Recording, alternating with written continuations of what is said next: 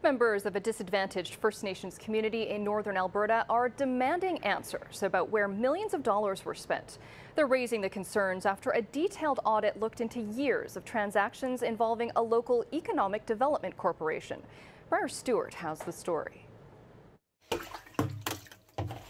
Cheryl O'Miniak has lived in Little Buffalo for 28 years, and during that time says her way of life has changed very little. This is where we use the washroom. Summer, bugs are bad, but gotta use it, no running water. The 500 people who live here are members of the Lubicon Cree.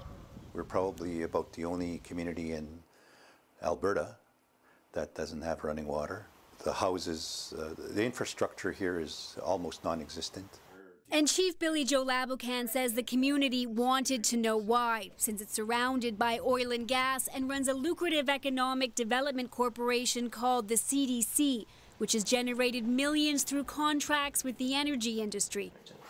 So after being elected last year, Chief Lubicon commissioned an audit to find out just where all the money went.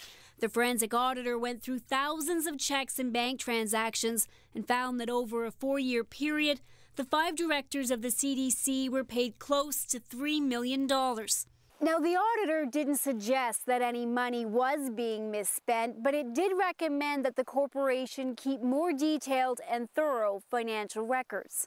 One of the directors, Bernard O'Miniak, received $1.5 million.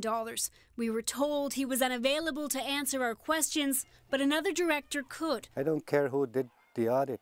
Brian Lubicon insists there wasn't any wrongdoing because the directors had paid for construction equipment out of their own pocket.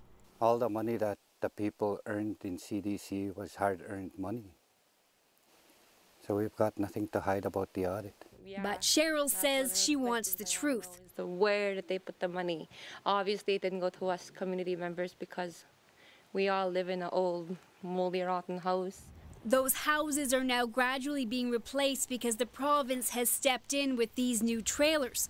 That should solve the issue of the lingering mold, but it doesn't answer those lingering questions. Briar Stewart, CBC News, Little Buffalo, Alberta.